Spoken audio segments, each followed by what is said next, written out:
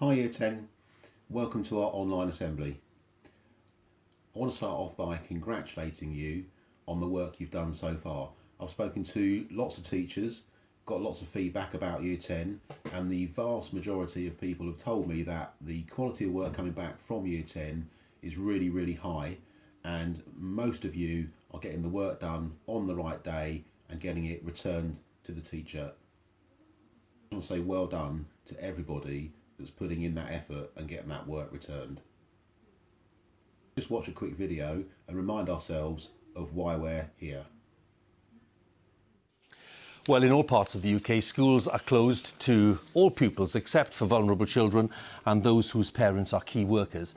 Parents and carers are having to supervise homeschooling, with many lacking access to precisely the right technology and, in many cases, struggling with the cost.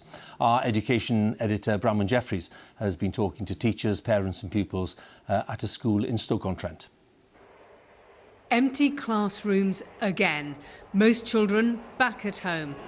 Yeah, so Thursday we've got the Zoom session. But teachers in school planning online lessons, learning packs for pupils. Like that. I was quite shocked before I thought, if you know what I mean. Angela can't believe it's happening again. She works an hour a day as a dinner lady. Now she'll have daughter Lily learning at home. She'll sit there for 5 minutes. 5 minutes, and that's good if you can get her focused for 5 minutes. And then as the minutes tick by, she's gone. Watching a video, I've got to sit with her because she's looking around, aren't you? Spinning around, standing on her head. Schools have spent the day working out how to help families. It's not just about moving lessons online. Some children are still learning on their parents' mobiles, and a day of pay-as-you-go data on lessons could cost almost £100, leading to calls for data for education to be made cheaper or free. Some children we found in the last lockdown didn't access the Zoom. Catching up with his head teachers across Stoke, even with schools contacting families, some teens lose confidence, log out of lessons, disconnect from learning. What really worries me is where those students aren't engaged and don't connect and they're not there for learning, even with the intervention, what they're doing every day. Possibly they're not in the house, possibly they're on the streets, but the only thing that stops them walking is school. And without school being there, they walk in a different direction completely. It's like at the moment we're shopping.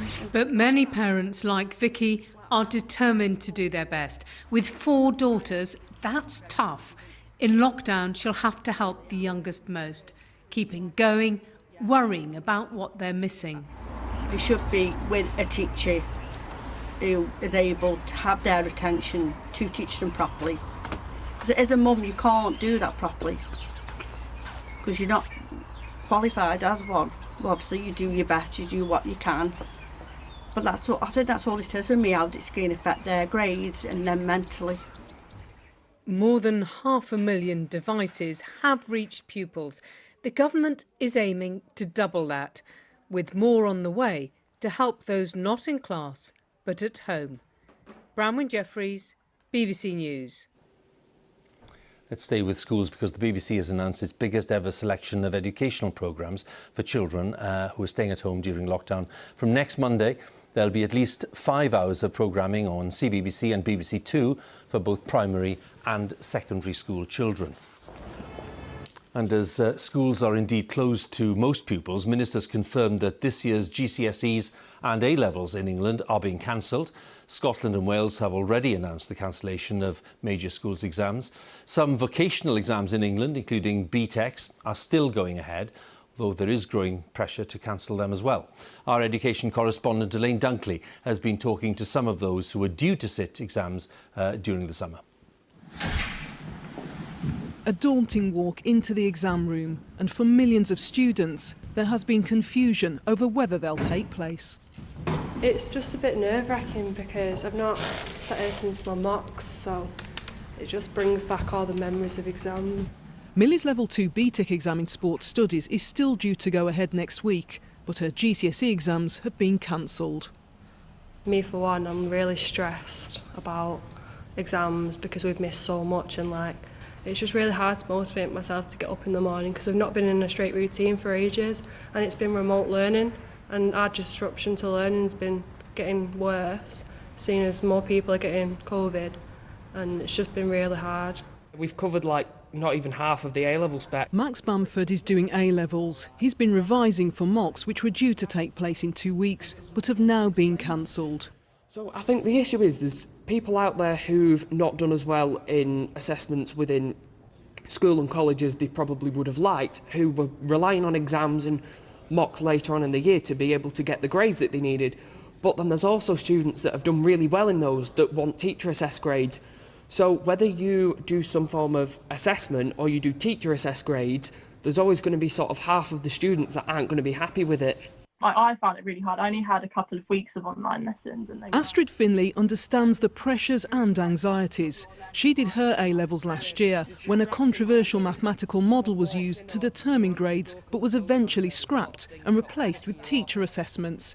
She's using her experience to reassure students like Max who are worried about their futures. With my year group, we went through the algorithm system that was put in place by the government, and obviously that was obviously not effective at all. So hopefully, having gone through that, there's a new year group of kids who will hopefully have a bit more of a revised, a bit more of an effective way to produce these grades. I really hope we do. Tomorrow, the government will outline how students will be assessed and graded. And that's the big worry now. For students like Max, the anxious wait for exam results day has been replaced with anxiety about what results will be based on. Elaine Dunkley, BBC News. So you may already be aware that our current Year 11s will not be taking their GCSEs this summer. And although it's highly likely that with the vaccine coming out, you as Year 10s will sit your GCSEs next summer, let's just imagine for a minute what could happen if a new strain of the virus were to appear and the vaccine could not immunise you against that virus. It is possible, although very unlikely, that we could still be in this situation in a year's time. Just imagine for a minute that happens. That would mean for you that your GCSEs would then be decided by teacher assessments. And that means that the teachers would base their grades for you on the work that you're doing now. And that's one of the reasons why every piece of work you do matters. Every bit of work you submit could count towards your GCSE grade.